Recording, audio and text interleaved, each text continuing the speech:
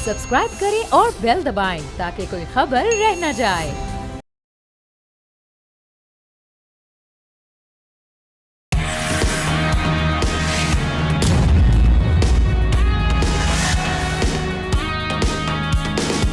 अस्सलामुअलैकुम, आप देख रहे हैं न्यूज़ पंच। मैं हूं आमना खटाना।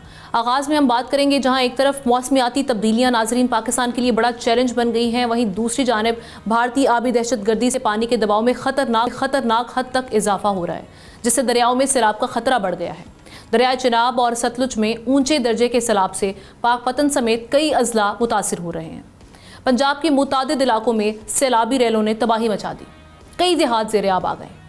उधर महकमा मौसमियात ने मानसून के 8वें स्पेल में शिमाल मशरकी पंजाब, कश्मीर और खैबर पख्तूनख्वा के मुख्तलिफ इलाकों में तेज़ बारिशों की पेशगोई की है, जबकि तर्जुमान NDMA ने ग्लेशियर्स फटने के खदशात जाहिर करते हुए खबरदार किया है कि अगले बरस मौजूदा सूरत हाल के मुकाबले में 22% ज़्यादा तबाही हो सकती है। वज़ीर आज़म शहबाज शरीफ ने कहा है कि मौसमियाती आफात से निमटने के लिए पाकिस्तान तन्हा कुछ नहीं कर सकता, आलमी बरादरी पाकिस्तान की मदद करे। जबकि हम ये देख रहे हैं कि UN ने पाकिस्तान में सैलाब मुतासरीन के लिए $6 लाख की हंगामी इमदाद का ऐलान कर दिया है। लेकिन दूसरी तरफ 2022 के सैलाब के बाद जिनेवा डोनर्स कॉन्फ्रेंस में किए गए $11 अरब के वादों में से 3 बरस बाद भी सिर्फ $4 अरब 69 करोड़ ही पाकिस्तान को मौसूल हो सके हैं। वज़ारत ख़जाना की मालियाती ख़तरात की रिपोर्ट के मुताबिक कर्ज़ों का बढ़ता बोझ, कम टैक्स वसूली के साथ साथ कुदरती आफात मईशत को मज़ीद दबाव में डाल रहे हैं। लेकिन सवाल ये है कि पाकिस्तान मौसमियाती और मालियाती बहरानों का बोझ कब तक सह पाएगा और इनसे कैसे निपटा, सिचुएशन को हम किस तरह से हैंडल करेंगे और हमारी तैयारियां क्या हैं। इसी पर बात करने के लिए एहतशामुल हक साहब सीनियर एनालिस्ट हमारे साथ हैं। उनके साथ साथ क्लाइमेट चेंज एक्सपर्ट आफिया सलाम साहिबा ने भी हमें ज्वाइन किया। दोनों को हम वेलकम करते हैं प्रोग्राम में। एहतशाम साहब, पहले मैं आपसे ज़रा इकनॉमिक एंगल के लिहाज से बात करना चाहूँगी। अभी ये जो UN की जानिब से एक तो जिस फंड का ऐलान किया गया है, ये किस हद तक मुदावा कर सकता है सारी सिचुएशन का, और साथ ही साथ अगर हम ये बात करें जिनेवा जो डोनर्स कॉन्फ्रेंस है उसमें $11 अरब का जो वादा था, उसके बरक्स हमने देखा कि 3 सालों में $4 अरब 69 करोड़ पाकिस्तान को आना, ये पाकिस्तान की अपनी तैयारी में हम देख रहे हैं कि कुछ कमियां कोताहियां रह गई थी, प्रेजेंट नहीं कर पाया अपना मुकदमा, या फिर हम इसको आलमी जो फोरम्स हैं, प्लेटफॉर्म्स हैं, उनकी बेहिस्सी कहें। जी, हमने देखे बुनियादी तौर पे तो अफसोसनाक बात यह है कि जो इंटरनेशनल सतह पे हमारे साथ कमिटमेंट होती रही हैं क्लाइमेट चेंज के हवाले से, मौसमियाती तब्दीलियों के हवाले से और एक्सट्रीम वेदर के हवाले से, वो तो पूरी नहीं हुई। अभी देखें UN वालों ने ये इब्तदाई जो पैसा दिया है, ऐलान किया $6 लाख का, ये तो कुछ भी नहीं है। आपको याद है 2022 पे में जो कॉन्फ्रेंस हुई थी जिनेवा में, उस वक्त $11.5 बिलियन इनिशियली अप्रूव हुआ था, और आप सही कह रहे हैं कि मेरा ख्याल है $2.5-3 बिलियन से ज़्यादा नहीं दिया गया। देखिए, अब ये इंटरनेशनल सतह पे तो कहते हैं कि जी उनके लिए भी ये बहुत ज़्यादा फिटीग हो गई है कि वो पैसा कहाँ से निकाले, कहाँ से दें, और पाकिस्तान को 10 ख़तरनाक तरीन ममालिक में शामिल कर दिया है इस हवाले से कि यहाँ बहुत ज़्यादा मौसमियाती तब्दीलियाँ आएंगी। पाकिस्तान का GDP ग्रोथ जो है ना, उसकी वो 9% कम हो जाएगी। हमारी ग्रोथ नहीं, GDP जो एक तक हमारी $440 बिलियन की हो गई है, 9% कम होती है तो हमने बहुत बड़ा धचका होगा। फिर वर्ल्ड बैंक, उसके बाद अपना यूनाइटेड नेशन और एशियन डेवलपमेंट बैंक सारे फोरकास्ट कर रहे हैं कि ये जितने एक्सट्रीम वेदर पैटर्न पाकिस्तान में तेज़ी से तब्दील हो रहे हैं, इससे इकॉनमी को नुकसान होगा। वैसे तो आप देख लें जो इस वक्त सूरत हाल बनी पड़ी है वो तो इतनी खौफनाक है कि पंजाब ऑलमोस्ट सारा का सारा घिर गया है। वार्निंग जिस तरीके से जारी की गई है बड़े बड़े शहरों में इंक्लूडिंग लाहौर, वो बड़ी ख़तरनाक है। अभी जितनी तबाही हो चुकी है, जितने लोगों की जानें जा चुकी हैं, उसके बाद अब क्या होगा। मेरे लिए बड़ी हैरत की बात थी आमना के कल प्राइम मिनिस्टर साहब ने एक काबीना की मीटिंग के बाद ये कहा कि जी आइंदा से जब मानसून शुरू हुआ करेगा उससे पहले हम अपना जो है ना वो सारा काम कर लिया करेंगे और किस तरह इन फ्लड्स को, बारिशों को हमने रोकना है। लेकिन कई बरसों से पाकिस्तान शिकार है इसका, कोई आज की बात नहीं है। तो काश से पहले से तैयारी की जाती, सोचा जाता था, लेकिन सिर्फ आपने देखा सियासी बुनियादों पे तो हमने देखा नारेबाजी है, क्लेम्स हैं, काउंटर क्लेम्स हैं, इसके अलावा कुछ भी नहीं होता।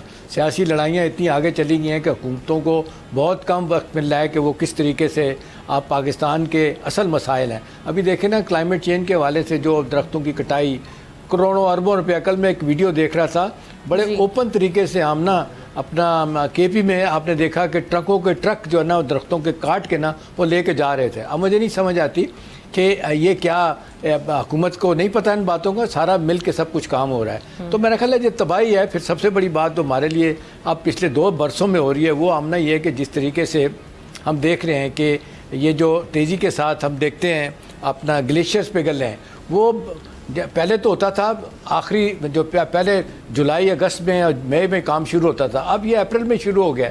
इतनी तेज़ी के साथ ग्लेशियर आ रहे हैं कि उसकी वजह से भी फ्लडिंग हो रही है, अर्बन फ्लडिंग हो रही है। तो मेरा ख्याल है सिर्फ नारेबाजी की हद तक नहीं, हुकूमत को काम करना पड़ेगा, NGO को, प्राइवेट सेक्टर को मिलाना पड़ेगा।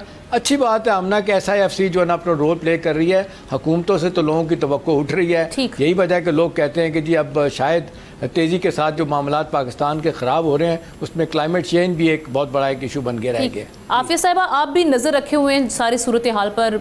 हम देख रहे हैं कि इंडिया की जानिब से भी पानी छोड़ जाना, फिर यहाँ पर जिस तरीके से बारिशें हुई हैं, किस हद तक ख़तरात हैं यहाँ पर पाकिस्तान में, और अब जो रिपोर्ट्स आ रही है ये कितनी तशवीशनाक है, हमारी तैयारियाँ क्या हैं और क्या होनी चाहिए? अच्छा देखिए, ये जो आपने कहा है कि इंडिया की तरफ से छोड़ा जा रहा है, इंडिया के पास तो कोई चॉइस नहीं है। यही जब मोदी साहब ने कहा था कि हम पानी वहाँ नहीं आने देंगे, तो जो अभी माहिरीन हैं वो कह रहे थे कि कैसे रोकेंगे। उनके पास ये है जो दरिया उनके पास हैं, जो ट्रीटी के ज़रिए भी उनका हक़ था, हमारे वेस्टर्न दरियाओं पे भी उनका हक़ था। पिछले कोई 76 साल में तो वो बना नहीं, वो 66 साल में तो कुछ भी नहीं बना सके उस पर, क्योंकि वो मुमकिन नहीं है। तो इसमें ये उन्होंने छोड़ा नहीं है, वो रोक नहीं सकते ये पानी। जिस शिद्दत से बारिशें हो रही हैं, और ज़ाहिर है वो पहाड़ी इलाका है, पहाड़ी इलाकों से पानी नशेब में आता है, हमारे दरिया मिले हुए हैं, तो वहाँ से वो पानी आ रहा है। सो वो तो मुझे समझ में नहीं आती कि इसमें क्या लोग क्या तवक्को कर रहे थे कि वो क्या किस तरह से रोकेंगे, जबकि उनको उसके ऊपर कोई इंफ्रास्ट्रक्चर उनका ना वहाँ है ना वहाँ बन सकता है। तो एक तो ये चीज़ हो गई। दूसरी बात ये कि मैं खासी हैरान हुई वो पढ़ के, आपने जो भेजा था और अभी आपने खुद पढ़ा भी कि 22% ज़्यादा होगा। ये फिगर कहाँ से आया है? मतलब ये किस तरीके से एक कोई क्वांटिफाई कर सकता है कि अगले साल कितने ज़्यादा तबाही होगी? मैंने आप सुबह जब आपके यहाँ से अप्रोच हुआ था, मैंने मेट्रोलॉजिस्ट से भी पूछा, क्लाइमेटोलॉजिस्ट से भी पूछा, तो उन्होंने कहा एक उमूमी तौर पे तो कहा जा सकता है कि मज़ीद इसी तरह के हम हालात से का सामना करेंगे। पाकिस्तान इस वक्त दुनिया में वल्नरेबिलिटी लिस्ट पे नंबर 1 है, टॉप 10 में भी नहीं है, नंबर 1 है पिछले साल से। तो हमें मालूम है कि हालात बहुत बुरे हैं, और जो जिस तरह से क्लाइमेट चेंज हो रहा है उसमें हमारे मानसून जल्दी शुरू हो रहे हैं, हमारे यहाँ गर्मी में इजाफा हो रहा है। तो ये तो 2+2 वाली चीज़ है, जो जिन्होंने थोड़ी सी भी मेट्रोलॉजी या क्लाइमेटोलॉजी पढ़ी हुई हो कि ये ऐसा होना है और होगा। और ग्लेशियर्स भी इसी वजह से आपके हटाते हैं। लेकिन कोई इसको ये कहना कि जी 22% होगा, 21.5% नहीं होगा, 23.5% नहीं होगा, तो ये मेरी समझ से बालातर है कि ये कहाँ से ये फिगर आया है। हमें करना ये NDMA की जानिब से है, NDMA की जानिब से। NDMA के पास देखिए फिगर तो इस तरह आया हम ना, मेट्रोलॉजिस्ट के पास नहीं है। देखिए आफिया साहबा, फिगर तो इस तरह से आया है कि जब ये कह दिया गया हुकूमत की तरफ से, प्राइवेट एक्सपर्ट की तरफ से कहा गया कि जी मौजूदा साल में 36% बारिशें पहले साल के मुकाबले में ज़्यादा हुई हैं, और ख़तरे का इज़हार किया जा रहा है कि आइंदा ये फिगर 36% से बढ़ जाएगा। इसकी रोशनी में तजिया किया जा रहा है कि कितनी तबाही होगी और क्या करने की ज़रूरत है। जी नहीं, वो बढ़ जाएगा कहना तो बिल्कुल ठीक है। एक आपके प्रोजेक्शंस हैं क्लाइमेट चेंज की, दुनिया भर दे रही है, किसी वजह से पाकिस्तान को उन्होंने नंबर 1 पे डाल दिया है वल्नरेबिलिटी स्केल पे। लेकिन ये ख़ास फिगर मुझे समझ में नहीं आया। बट लीव दैट असाइड, हमें क्या करना है, हमें शुरू से पता है कि हमें अडेप्ट करना है। लेकिन अडेप्ट करने के लिए जो तरीके हैं वो ये नहीं हैं कि हम साल ब साल उन्हीं जगहों पे दोबारा बस्तियां बसाए चले जाएं। क्या जो हम इस वक्त हमने जो आपके सवात में देखा है, वहाँ वो हमने क्या 2010 में नहीं देखा था, वो 2011 में नहीं देखा था, 2022 में नहीं देखा था इस तरह से होते हुए। तो दुनिया की आप बात कर रहे हैं कि दुनिया ने प्लेज किया और वो देते नहीं। दुनिया प्लेज करती है, फिर आपकी देखती है, फिर आपके एक्शंस देखती है। तो वो they can't keep throwing good money after bad, जिसको कहा जाता है ना, कि हमें अपने सिस्टम्स को बेहतर करना है। हमें एडेप्टेशन प्लान के तहत लोगों को उन इलाकों से दूर उनको निकालना है जो बैठे हुए हैं दरिया के पेट के अंदर, आबी गुजरगाहों का रास्ता हमने नहीं रोकना है। बिल्कुल। इन चीज़ों की तरफ भी तो तवज्जो की ज़रूरत है ना। पानी ने तो अपने ही रास्ते पे आना है। अब मैंने 2-3 दफ़ा मैंने ये सवाल उठाया है, मुझे इसका नहीं जवाब मिला नेगेटिव में कि क्या अब तक कोई भी ऐसा पहाड़ी दरिया या जो हमारे मेन दरिया है उन्होंने अपना पार्ट जो है तोड़ के दूसरे इलाके में गए हों? कहीं नहीं गया। अभी तक दरिया अपने पार्ट में बह रहे हैं, तो हम दरिया के रास्ते में हैं। तो हमें ये हर सूरत, ये बार बार मैं एक ही बात इस पे मुझे खुद अपनी आवाज़ बुरी लगने लग गई है, लेकिन जब तक हम इस चीज़ को रियलाइज़ नहीं करेंगे कि हम कुदरत के रास्ते में रखने ना डालें, तब तक हम अपने लोगों की हिफाजत नहीं कर पाएंगे। तो उसलिए जो कहा जाता है ना कि जो आपके डिज़ास्टर मैनेजमेंट है उसका मतलब होता है डिज़ास्टर रिस्क रिडक्शन। ये नहीं कि डिज़ास्टर आ जाए और उसके बाद उसको मैनेज किया जाए। रिस्क रिडक्शन में यही होता है, आप मैपिंग करते हैं उस इलाके की, आप अपने हैज़र्डस इलाकों से लोगों को निकाल के उनको किस जगह लेके जाना है वो पे इंतज़ामात करते हैं। ये लास्ट मिनट पे आप लोगों को इवैक्यूएट करके कहाँ ले जाएंगे? अच्छा, उससे क्या होगा? हम अक्सर स्कूलों के अंदर उनको ले जाते हैं क्योंकि वो ज़रा गवर्नमेंट के इदारे हैं, गवर्नमेंट अपनी उधर उनको उनके ऊपर अपना हुक्म सादिर कर सकती है। तो उसका असर क्या होता है? फिर आपकी एजुकेशन डिस्टर्ब होती है। जी। डिज़ास्टर मैनेजमेंट के ऊपर हमें इन्वेस्ट करने की ज़रूरत है, ख़ास तौर पे उस पे डिज़ास्टर रिस्क रिडक्शन के हवाले से। Very right, thank you so much Afia Salam साहब। और एक चीज़ हम ना अगर इजाज़त दे तो मैं कहूँगा बिल्कुल। कि एक देखें इसका जो नेगेटिव असर पड़ रहा है बहुत ज़्यादा, वो अब केपी में ख़ास तौर पे वबाई अमराज इतनी तेज़ी के साथ फूट रहे हैं इन सैलाबों की वजह से। मुझे याद आ रहा है 2010 में भी यही खौफनाक सूरत हाल पैदा हुई थी, उसके बाद से अब ये होना शुरू हो गई है। दूसरी बात आफिया साहब सही कर रही हैं, हम ना इसको कोई रोकने के लिए तैयार नहीं कि पानी के नेचुरल बहाव को जाने दिया जाए। जगह जगह पूरे मुल्क में गैर कानूनी तौर पे लोगों ने घर बनाए हैं, मस्जिदें बनाई हैं, बिल्डिंग बनाए हुए हैं, वो पानी का बहाव रुकता ही नहीं है, वो आके रुक जाता है वहाँ से। अगर ये ना हो तो नेचुरल पानी बारिश का जाने के बाद आहिस्ता आहिस्ता दरिया और फिर समंदर में चला जाएगा। नतीजतन वो जो फ्लडिंग आप देखते हैं अरसा तक वो अपना देहातों में और जहाँ जहाँ बहुत ज़्यादा बारिश होती है पानी वहाँ से जाते नहीं है, नतीजतन वबाई अमराज हैं, हमारी फसलों को शदीद नुकसान होता है। तो ये तो इस लिहाज से ये बहुत बड़ा हमारा अलमी है, इसको कौन देखेगा, कौन ठीक करेगा, ये किसी को नहीं पता। बिल्कुल ठीक है, thank you so much Afia साहिबा, आपका शुक्रिया अदा करते हैं। तो हमारे साथ ही रहेंगे, एक ब्रेक लेते हैं, ब्रेक के बाद वापस आएंगे।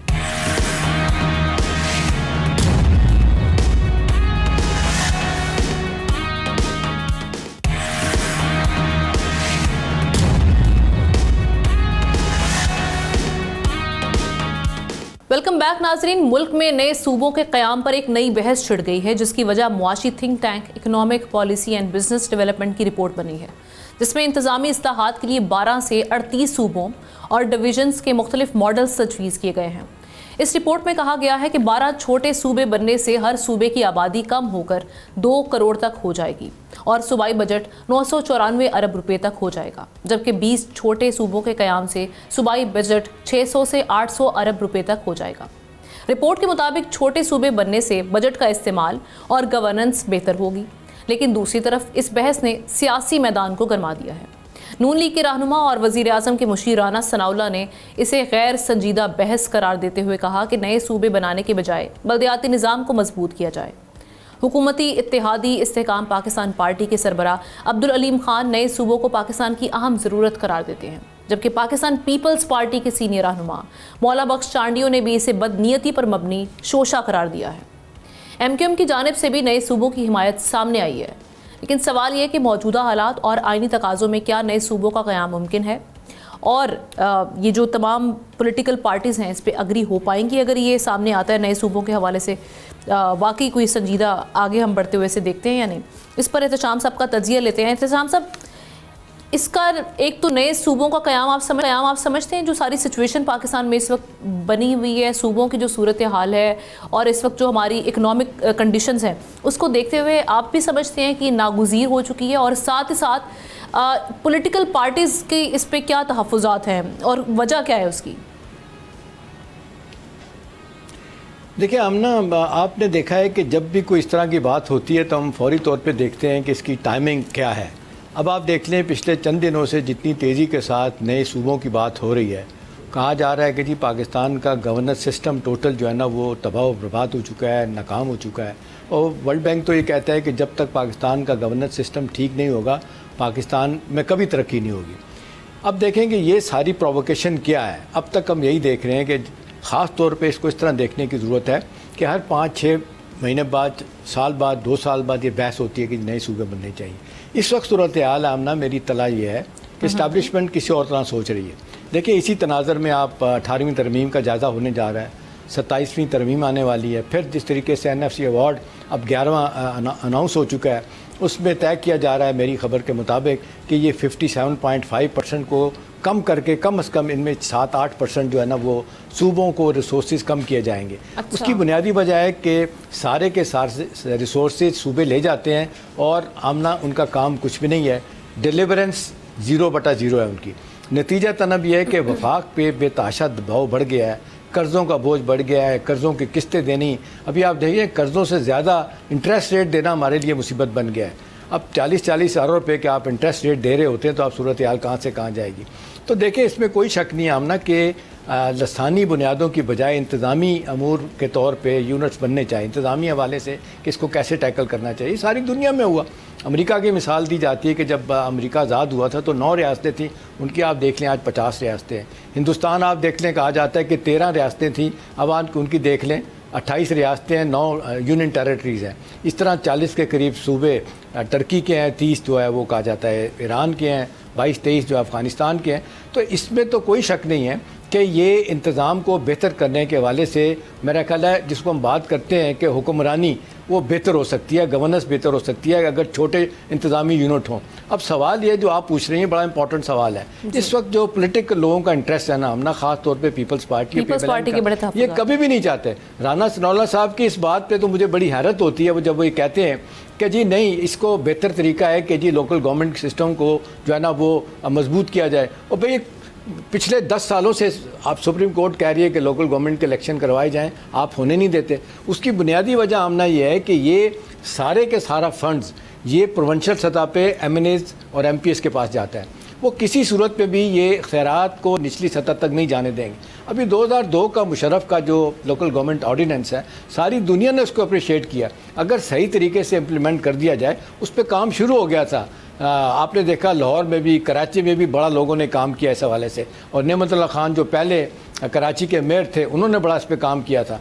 अब सवाल ये कि इसको क्यों नहीं करने देते। ये पीपल्स पार्टी PMLN कभी भी नहीं करने देंगे। आप मुझे बताएं, 12.5 करोड़ का सूबा है पंजाब, मरियम नवाज चाहेंगे, PML चाहेगा कि जी ये काट के तो जनाब आ जाए 2 करोड़ 2.5 करोड़ के ऊपर आ जाए, तो हुक्मरानी किस पे करेंगे। अब जिस तरह कहा जा रहा है कि 4 से 5 सूबे आसानी के साथ बन सकते हैं, सरायकी सूबा अलग बन सकता है, दोनों जमातों को देख रहे हैं ना, दोनों जमातें इस वक्त गवर्नमेंट में जो PMLN के पास गवर्नमेंट और उनकी इत्तेहादी जमात जो सबसे बड़ी जमात है वो पाकिस्तान पीपल्स पार्टी है इस वक्त। तो फिर कैसे अगर ये नए सूबे वाला आता है, इनके बगैर तो नहीं आगे बढ़ पाएंगे अगर दोनों की ये से नहीं है, दोनों ये नहीं चाह रहे। देखिए आमना, मेरा अपना ख्याल है कि अब एस्टैब्लिशमेंट जो मेरी इत्तला है कि वो कह रहे हैं कि जी वक्त आ गया है कि बड़ा पॉलिटिकल डिसीजन लिया जाए, ये वसाइल की जो तकसीम है इसको बेहतर किया जाए। ये पॉपुलेशन की बुनियाद पे जो हम ठीक है 82% जो फार्मूला बनाया हुआ देना है उसको भी जारी रहना चाहिए, लेकिन साथ साथ ये कहा जा रहा है कि ये रिसोर्सेज लोगों तक नहीं पहुंचते और नतीजतन हमारी तरक्की नहीं होती। इसलिए बात की जाती है कि जी नए इंतज़ामी यूनिट ज़रूर बनने चाहिए, इसको बना दिए जाएँ। किस तरह बनेंगे इसके लिए तो पहली तो बात है कि आप जाएंगे पार्लियामेंट में, इसको अब ये 28वीं 27वीं तरमीम में किस तरीके से आती है, पहले तो लोग मानते नहीं थे, आहिस्ता आहिस्ता कहना शुरू कर दिया है कि जी 27वीं तरमीम आ रही है, उसमें बहुत सारी चीज़ें तय होंगी। और जिस अंदाज से अलीम खान आप देख लें गवर्नमेंट में भी बैठे हुए हैं, उन्होंने भी कहा बनने चाहिए और लोगों ने भी कहा बनने चाहिए, तो बहुत सारे लोगों का ख्याल है कि एस्टैब्लिशमेंट चाहती है कि पाकिस्तान का स्मूथली हो जाएगा ये सारा प्रोसेस, ये स्मूथली हो जाएगा। नहीं, आसानी के साथ नहीं होगा। देखिए आमना, एक मुद्दत से पाकिस्तान के बारे में एक परसेप्शन है कि जी पाकिस्तान एक सिक्योरिटी स्टेट है और डे 1 से ही है, और कभी भी हमने देखा वेलफेयर स्टेट नहीं बनी। आपको याद है कि जब 1948 की जंग हुई थी हिंदुस्तान के साथ, ये आज़ादी के फ़ौरन बाद आज़ाद कश्मीर जब आज़ाद करवाया गया था तो कायद-ए-आज़म ने पहला बजट पेश किया था जब, तो उन्होंने 70% जो दफ़ा के लिए खर्च रखा था। और वो दिफा के लिए भी उतना ही खर्च करना पड़ रहा है। एक तरफ हमारा अज़ली दुश्मन हमसे हमारी उससे जान नहीं छूटती, दूसरी तरफ हमारे जो वसाइल बहुत ही थोड़े हैं। एक तो बढ़ने का नाम नहीं लेते, जो बढ़ते हैं हमने देखता करप्शन की नज़र हो जाते हैं। और इसमें दो बड़ी सियासी पार्टियाँ बहुत बड़ी आमना रुकावट है। अब मुझे नहीं पता, कहा यह जा रहा है कि बाई हुक और बाई क्रुक इनको इस बेस पे लाया जाएगा और इनको, और अच्छी बात है कि एहसन इकबाल साहब भी उस पर काम कर रहे हैं, वो मेरा ख्याल है समझदार आदमी है, प्रोफेसर हैं। अब कहा जा रहा है कि वो भी कन्विंस्ड हैं कि वक्त आ गया है कि ये इंतज़ामी ढांचा जो फेडरल गवर्नमेंट का इसको तब्दील किया जाए और ये रिसोर्सेज निचली सतह तक जाएँ। असल बात यह है कि चाहे वो सेहत का मामला है, चाहे वो इंसाफ का मामला है, चाहे बेहतर सहूलियात देने का मामला है, ये लोकल गवर्नमेंट के बगैर नहीं बन सकता। बिल्कुल ठीक। अब इसके लिए नए सूबे बनते हैं तो बन जाए, कितने बनते हैं कंसेंसस नहीं होता, लेकिन लगता है कंसेंसस करवाने वाले आमना करवाएंगे इसके ऊपर। जी बिल्कुल ठीक, बहुत शुक्रिया एहतशाम साहब, आपने इस हवाले से हमें खबर भी दी, तज्जिया भी पेश किया। अगली स्टोरी की जानिब बढ़ते हैं जो कि सिक्योरिटी सूरत हाल के हवाले से। किसी बड़ी कार्रवाई से पहले ही नाजरीन फितनतुल खवारिज के खिलाफ सिक्योरिटी फोर्सेज और इंटेलिजेंस एजेंसीज को बड़ी कामयाबी मिली है। सिक्योरिटी फोर्सेज ने अफगानिस्तान से दरअंदाजी की कोशिश नाकाम बनाकर बड़े खतरे से बचा लिया। बलूचिस्तान में 47 जबकि दीर में 9 दहशतगर्दों को जहन्नुम वासिल किया गया है। अब इस खबर के हवाले से तज्जिया भी लेते हैं और क्या तफसीलात हैं। ज़ाहिर शाह शराजी साहब सीनियर एनालिस्ट हमारे साथ मौजूद हैं। शाह साहब, एक तो ये बताइएगा कि बड़ा अहम ये स्पेशल ऑपरेशन वहाँ पर हम देख रहे हैं 3 रोज़ से जारी है दीर में। ये जो दहशतगर्दों की एंट्री है उसको रोकने के लिए अफगानिस्तान साइड से क्या इस जानिब से क्या किया जा रहा है, और जो अभी हमारी हालिया इंगेजमेंट भी रही है पाकिस्तान, चाइना और अफगानिस्तान की, आप समझते हैं कि उसमें जो पेशरफ्त हुई है वो उस हद तक नाकाफ़ी है कि अभी तक हम देख रहे हैं कि अफ़गानिस्तान से जो दहशतगर्दों का इस जानिब एंटर होना, ये क्या उस जानिब से मसाइल क्या हैं जो फेस करने पड़ रहे हैं, इस पर काम नहीं हो रहा उस हद तक? बहुत बहुत शुक्रिया आमना। सबसे अहम बात ये, जैसे आपने ट्रायलैटरल मीटिंग की बात की, उसमें आपने फॉरेन ऑफिस का स्टेटमेंट देखा होगा जिसमें उन्होंने बड़ा वाज़ेह तौर से बताया कि डिप्टी प्राइम मिनिस्टर की जो डिमांड थी ट्रेड टेरर प्लेयर थी जाने से भी मैसेज अफगानिस्तान को बड़ा दिया गया, लेकिन काबुल की जो इंतज़ामिया है, तालिबान की इंतज़ामिया, वो मेरे ख्याल में रिस्पॉन्स नहीं कर रही उस तरीके से जिस तरीके से करना चाहिए था। और वो मेरे ख्याल में डी डायरेक्ट टैक्टिक्स चला, वो ट्रेड सीपैक की, लेकिन टेररिज्म में दहशतगर्द के खिलाफ वो एक्शन लेने के दिल से तैयार न। तो मेरे ख्याल में पाकिस्तान को मल्टीपल ऑप्शंस पे अब गौर करना होगा कि क्या वो ट्रेड बढ़ाएंगे या टेररिज्म को पहले ख़त्म करेंगे। दूसरा आपने कहा दीर में, देखें जी, सिवाय दीर के नहीं, आप बलूचिस्तान के बॉर्डर के ऊपर देखें 47 से करीब दहशतगर्दों को मारा गया, जोब के करीब ऑन द बॉर्डर लाइन, और तकरीबन 3-4 दिन से लाशें पड़ी रही, उठाने वाला नहीं था। फिर उन्हें जो है म्यूल्स और गधों के जरिए लाद कर जो है 4थे-5वें दिन को लेके गए, विजिट को रोका। फिर आप देखें दीर के अंदर एक बहुत ऑपरेशन हो रहा है, लेकिन इसमें जबरदस्त बात आपको बताऊं कि अवामी लोग, आम लोग खड़े हो गए, क्योंकि उन्होंने दहशतगर्दों को जब देखा कि दीर के इलाके के अंदर जो दाखिल हुए हैं, हालांकि दीर तो स्ट्रेटेजिकली ऐसा अहम इलाका नहीं है जहाँ पे दहशतगर्दों की मौजूदगी, और इसमें फॉरेन एलिमेंट्स थे। इसमें बहुत सारे जो दहशतगर्द के करीब जिन लाशें भी कब्जे में हैं, उनमें एक अफगान डिफेंस फोर्सेज का कार्ड होल्डर था, इसका मतलब है कि वो उनके साथ काम करता रहा और वो अब पाकिस्तान के अंदर दहशतगर्दी कर रहा है। इसमें बहुत सारे फॉरनर भी मारे गए, एक अहम कमांडर है साजिद के नाम से, उसको मारा गया है। अब आप टेक्निकली देखें तो दीर का बॉर्डर अगर आप देखें तो बिन शाही और बाजोड़ के थ्रू जरूर लगता है खगा पास का अफगानिस्तान के साथ, लेकिन बजाते खुद या नहीं है दहशतगर्दों।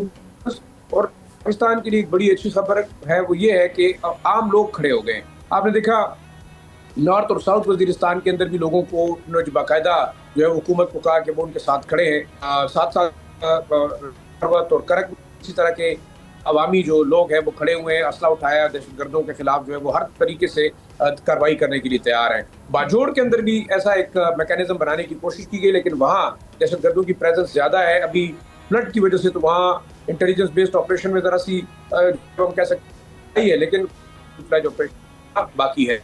ओवरऑल देखा जाए साल में पाकिस्तान ने एक बड़ा वाज़ेह मैसेज दिया है, चाइना ने भी बड़ा वाज़ेह मैसेज दिया है, लेकिन काबुल लगता है कि वो रिस्पॉन्सिव नहीं है, ना BLA के खिलाफ एक्शन लेने के लेकिन लिए, शाह ना साहब, वो जैसे काबुल के साथ हमारी इंगेजमेंट्स भी रही, वहाँ से जो अश्योरेंसेज आई, लगा ये कि शायद संजीदा है इस मामले में।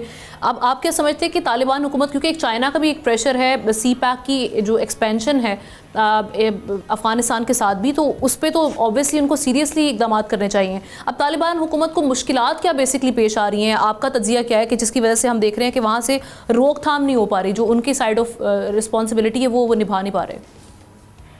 लेकिन तालिबान के अंदर भी जो धड़े हैं, कुछ धड़े ऐसे हैं जो कि सपोर्ट करते हैं TTP को, और जो दूसरे वहाँ पे लड़ने वाले ग्रुप हैं, खासतौर पर जो पाकिस्तान के खिलाफ ऑपरेशन में हिस्सा ले रहे हैं और चाइनीज़ और पाकिस्तानी इंटरेस्ट को हिट कर रहे हैं। सिराजुद्दीन हक्कानी का ग्रुप है या गुलबदीन इकबतियार का ग्रुप है, वो हम कह सकते हैं पाकिस्तान के साथ उनकी एफिलिएशन इस लिहाज से ज़्यादा है कि पाकिस्तान ने हमेशा अफगान जंग के दौरान उनको सपोर्ट भी किया, उनको जो है वो शेल्टर भी किया, बाकायदा मॉरल सपोर्ट और डिप्लोमेटिक सपोर्ट के साथ साथ हम कह सकते हैं कि लॉजिस्टिक सपोर्ट भी फराहम की। तो का टफ कॉर्नर है, लेकिन जो हार्ड लाइनर मौलवी हैबतुल्लाह के साथ जो एफिलिएटेड लोग हैं वो अभी भी समझते हैं कि उनके जिहादी दोस्त हैं। एक फैक्टर तो ये हुआ। दूसरा फैक्टर ये है कि इस वक्त काबुल इंतजामिया बारगेनिंग चिप के तौर पर इस्तेमाल कर रही है TTP और दूसरे जो दहशतगर्द ग्रुप हैं जिनसे पाकिस्तान बार बार खतरा महसूस करता है, पाकिस्तान के अंदर कार्रवाइयाँ कर रहे हैं, इसलिए कि वो मराहत ले, ट्रेड की शक्ल में, अफगान रेफ्यूजीज की मजीद स्टे की शक्ल में। तो मैं ये समझता हूँ ये गेम इंतहाई ख़तरनाक है। काबुल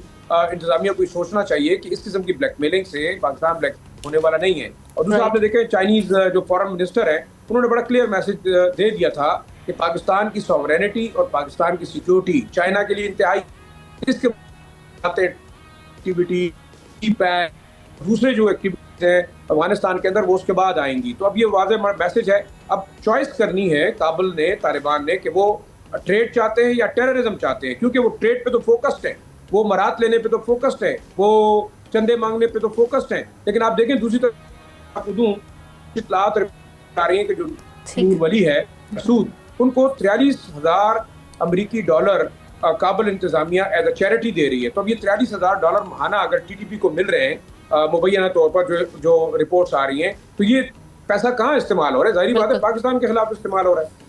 बिल्कुल, इनके किरदार पर बहुत से क्वेश्चन रेज होते हैं। थैंक यू सो मच दारशा शराजी साहब, इस जिया पेश करने के लिए। एक ब्रेक लेते हैं, ब्रेक के बाद वापस आएंगे।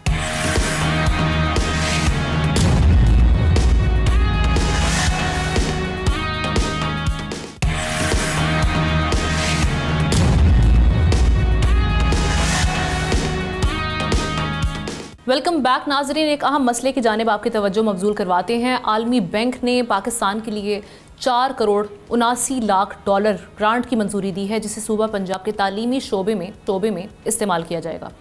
इस मंसूबे के तहत 40 लाख तलबा को बेहतर तालीमी सहूलियात फराहम की जाएंगी, जबकि 80,000 नए बच्चे स्कूल्स में दाखिल हो सकेंगे। ग्रांट से प्राइमरी क्लासेस में तलबा की तादाद बढ़ाने और तालीम के मेयार को बेहतर बनाने में भी मदद मिलेगी। वफाकी वजारत तालीम के मुताबिक पाकिस्तान में इस वक्त 2.5 करोड़ से ज़ायद बच्चे स्कूल से बाहर हैं। ऐसे में ये ग्रांट किस हद तक मौसर साबित हो सकती है, और सवाल ये है कि इस बड़े चैलेंज से निपटने के लिए मज़ीद हमें क्या इक़दाम करने। इसी पर बात करने के लिए हमने इनवाइट किया है मोहम्मद अली शेख साहब ने, एजुकेशन एक्सपर्ट हैं। आपको वेलकम करते हैं प्रोग्राम में। अली साहब, ये कहिएगा कि इस वक्त जो हम पाकिस्तान में सूरत हाल देख रहे हैं, स्कूल से बाहर तकरीबन 5 से 16 साल की उम्रों के 26.2 मिलियन बच्चे इस वक्त बाहर हैं। ये बहुत बड़ा चैलेंज है। गवर्नमेंट इस पर बात भी करती रही है, तालीमी एमरजेंसी के हवाले से भी बात करती रही है, लेकिन अगर हम बजट में बात करें तो वो हमने पहले से लो होता हुआ देखा है। एक जानिब अपने लिए गोल्स कुछ और सेट करना, लेकिन जो उसके मद में हमने जो इक़दाम करने हैं वो हमें सिफर होने के बराबर है। तो अब ये कहिएगा कि इस ग्रांट का आना, एक तो ये आप कितने ऑप्टिमिस्टिक हैं इससे हालात बेहतर होंगे, राइटली यूज़ होगा इसका, और साथ ही साथ इस वक्त बड़े चैलेंजेस क्या हैं जिनसे हमने निपटना है मज़ीद? बहुत शुक्रिया, आपने बहुत ही एक अहम मसले की तरफ डिस्कशन का आगाज़ किया है। देखें, बात यह है कि इस वक्त अगर पाकिस्तान का सबसे बड़ा मसला है तो वो ह्यूमन रिसोर्स डेवलपमेंट है। हमारे पास जो लोग पैदा हो रहे हैं, पॉपुलेशन बहुत बढ़ रही है तेज़ी के साथ, लेकिन ये वो लोग हैं जो कि मुल्क के लिए लायबिलिटी के तौर पे बढ़ रहे हैं, एसेट्स नहीं हैं, क्योंकि बुनियादी तौर पे उनमें तालीम नहीं है। जब तालीम नहीं है तो वो किसी इंडस्ट्री में सही तरीके से काम नहीं कर सकते। इनोवेशन, साइंस, टेक्नोलॉजी या जो भी ह्यूमन रिसोर्स फील्ड्स हैं उनमें उनका तकरीबन जो किरदार है वो जब आप अनपढ़ होते हैं तो न होने के बराबर रह जाता है। अच्छा, अब सबसे बड़ा जो एजुकेशन का मसला है, पहले जिस पे आपने खुद भी इजहार फरमाया, वो है आउट ऑफ स्कूल चिल्ड्रन। यानी पाकिस्तान उन मुल्कों में शामिल है जो कि इस पैराए में बिल्कुल नीचे वाली सतह पे आते हैं। 35% पॉपुलेशन पाकिस्तान की जो स्कूल गोइंग एज है, यानी 5 से 16 साल, वो 35% बच्चे स्कूलों में नहीं जाते हैं। और पंजाब उस लिहाज से बेहतर है कि पंजाब में वो जो तादाद है, जो रेशो है, वो 27% है। यानी आप समझें कि 4 बच्चे पैदा होते हैं तो उनमें से 3 स्कूल जाते हैं और 1 नहीं जाता। पंजाब सबसे बेहतर, इस्लामाबाद के बाद सबसे बेहतर सूबा वही है। लेकिन अब बात यहीं तक ख़त्म नहीं हो जाती। बात यह है कि 80,000 बच्चों के वापस री इनरोलमेंट का इस जो है लोन की जो एड है उसमें प्रोविजन रखा गया है। लेकिन पंजाब में ही इस वक्त उन बच्चों की तादाद 40 लाख है। तो 40 लाख अगर बच्चों में से आप 80,000 के लिए प्रोविजन रखते हैं तो अभी एक बहुत बड़ी तादाद है जिसको अभी हमें वापस लाना है। तो उस हवाले से अभी ये बहुत ही पहला स्टेप आप समझ लीजिए कि है, लेकिन अभी हमें इससे बहुत आगे इक़दामात उठाने हैं जी। दूसरा जो मसला है कि वो बच्चे जो स्कूल जाते हैं उनको किस तरह का एनवायरनमेंट मिलता है। मसलन दुनिया भर में 5 बेसिक फैसिलिटीज़ दी जाती हैं एक, यानी हर सूरत में एक अच्छे स्कूल के लिए। और वो क्या क्या हैं कि उनको इलेक्ट्रिसिटी हो, स्कूल में बिजली हो, पीने का पानी हो, टॉयलेट हो, बच्चों को वॉशरूम जाना है तो टॉयलेट उनके पास हो, बाउंड्री वॉल हो, और बिल्डिंग कम से कम ऐसी हालत में हो कि वहां पर बच्चे सुकून के साथ बैठ के पढ़ सकें। ये 5 पैरामीटर्स हैं। अब आप देखिए कि इस वक्त पंजाब सूबे में ऐसे स्कूल जो ये 4 बुनियादी सहूलियतें फराहम कर रहे हों, वो पाकिस्तान इंस्टीट्यूट ऑफ एजुकेशन की अभी जो लेटेस्ट रिपोर्ट है वो सिर्फ 47% है। गोया आधे से ज्यादा स्कूल ऐसे हैं जिनमें ये भी बुनियादी चीजें मुयस्सर नहीं हों। अब गर्ल्स स्कूल में बच्चियां अगर टॉयलेट के लिए वहां नहीं होगा, कहाँ जाएंगी? बिल्कुल। इसकी वजह से पेरेंट्स डिस्करेज होते हैं कि हम बच्चों को क्यों भेजें। तीसरा जो एस्पेक्ट है वो ये कि जब स्कूल में वो बच्चे जाते हैं तो उनको पढ़ाया क्या जाता है, और मैथमेटिक्स में उनकी किस हद तक क्वालिफिकेशन, उनकी जो कैपेबिलिटीज़ हैं वो एड होती हैं। साइंस एंड टेक्नोलॉजी, लैंग्वेजेस आपके अपनी और उसके साथ इंग्लिश लैंग्वेज। तो ये तमाम पैरामीटर्स ऐसे हैं जिनके लिए बहुत ज़्यादा तवज्जो की ज़रूरत है, लेकिन हम नहीं कर पाए हैं। लेकिन एक हवाले से ये एक अच्छी बात है कि वर्ल्ड बैंक का कम से कम एक लिहाज से अच्छा कदम है कि इब्तदा तो हुई, पंजाब के हवाले से चलें, उस हद तक जितनी हमारी ज़रूरत है वो उस ज़रूरत के मुताबिक नहीं है, लेकिन कुछ ना कुछ तो है। फिर उसके बाद उम्मीद ये की जा सकती है। लेकिन इन फंड्स का राइटली इसको यूज़ करना, ये आप समझते हैं कि जो पंजाब में या ओवरऑल पाकिस्तान के जो सरकारी स्कूल्स हैं उनकी जो हालत है उसको देखते हुए, क्योंकि हम माजी में भी देखते रहे हैं इस तरह के फ़ंड्स आते रहे लेकिन वो हमें हालात दिखाई नहीं देते, तो आप क्या समझते हैं कि क्या चैलेंजेस क्या हैं, किस तरह से बच्चों को कन्विंस किया जाएगा? क्योंकि एक जानिब प्राइवेट स्कूल्स का एक माफिया, एक नेटवर्क फैला हुआ है, उसके साथ मुकाबला करना बड़ा मुश्किल है। आप बिल्कुल दुरुस्त फरमा रहे हैं। बात यह है कि हमारा जो पब्लिक सेक्टर का सबसे बड़ा अलमिया जो है, जिसको आप कैंसर कह सकते हैं इस हमारे शोबे की, वो है करप्शन। कि जितने पैसे मिलते हैं कि काश के वो यूटिलाइज हो जाएं। आप इर्द गिर्द जब देखते हैं पूरे पाकिस्तान में बारिश होती है, यानी रोड जो बने हुए होते हैं, जो अगर यूरोप में बनते हैं तो उनकी वैलिडिटी 10 से 20 साल 50 साल तक होती है, यहाँ वो 50 दिन भी नहीं चलते और 2-3 महीने के अंदर ही वो रोड टूट फूट जाते हैं। अब यही हालत आपके स्कूलों की है। स्कूल की नई इमारत बनती है और वो हम कर्ज लेते हैं मुख्तलिफ इदारों से, और उसके बाद फिर फ़ायदा किनका होता है?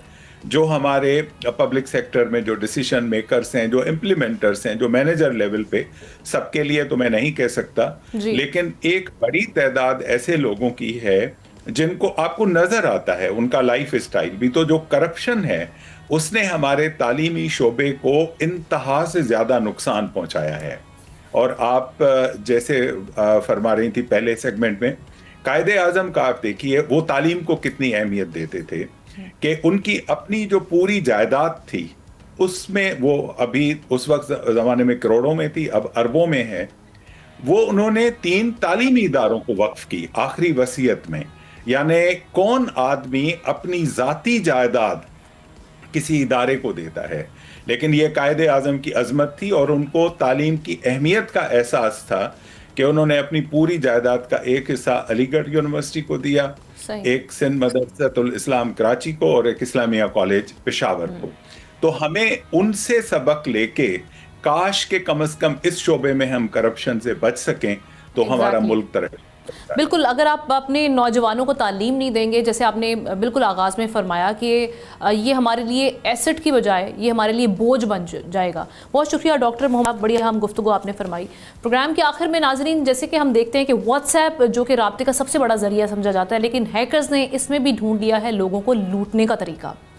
इसलिए व्हाट्सएप इस्तेमाल करने वाले सारे सार्फिन हो जाएं खबरदार, होशियार। थोड़ी सी बेएहतियाती से आप हो सकते हैं बड़े ख़तरे से दो चार, क्योंकि आजकल व्हाट्सएप पर एक नया फ्रॉड तेज़ी से फैल रहा है, जिसमें हैकर्स खुद को एक कोरियर कंपनी का नुमाइंदा जाहिर करके बताता है कि उसके पास आपका पार्सल मौजूद है और उसकी डिलीवरी के लिए उसे आपसे एक वेरिफिकेशन कोड चाहिए। बस ये याद रखिए कि जब कोई आपसे वेरिफिकेशन कोड मांगे तो होशियार हो जाएं, क्योंकि पार्सल डिलीवरी के लिए कोई वेरिफिकेशन कोड नहीं चाहिए होता। दरअसल हैकर्स अपने फ़ोन पर आपका व्हाट्सएप इंस्टॉल करते हैं, जिसका वेरिफिकेशन कोड आपके फ़ोन पर मौसूल होता है। इस कोड हासिल करने के लिए ये कोरियर कंपनी के नुमाइंदे बनकर आपसे कोड मांगते हैं। याद रखिए, जैसे ही ये कोड आपने दे दिया, आपका व्हाट्सएप हैकर्स के कंट्रोल में चला जाता है। अगर ऐसा हो जाए तो ये हैकर्स ना सिर्फ आपके तमाम कॉन्टेक्ट्स तक रसाई हासिल करते हैं, बल्कि उन्हें पैगामात भेजकर पैसों की डिमांड भी कर सकते हैं। आपके दोस्तों और अजीज़ों के व्हाट्सएप भी हैक कर सकते हैं और आपकी ज़ाती मालूमात को अपने फ़ायदे के लिए इस्तेमाल कर सकते हैं। यही नहीं, बल्कि वो आपके नंबरों से मज़ीद लोगों को धोखा देने की कोशिश करते हैं। ऐसे में समझदारी का तकाजा यही है कि किसी भी नामालूम कॉल या मैसेज से किसी भी कोई कोड किसी के साथ आप शेयर ना करें। मशकूक नंबरों को फौरी ब्लॉक कर दें और व्हाट्सएप पर रिपोर्ट भी करें। याद रखिए, हैकर्स रोज़ नित नए फ्रॉड्स के साथ सामने आते हैं और इनसे बचने का वाहिद हल एहतियात, होशियार और समझदारी से काम लेना है। ऐसे ही आप फ्रॉड से बच सकते हैं। इस खबर के हवाले से अपनी राय का इजहार आप कमेंट सेक्शन में जाके कर सकते हैं। हमें प्रोग्राम से इजाज़त दीजिए। इंशाल्लाह आपसे कल मुलाकात होगी। अल्लाह हाफिज़।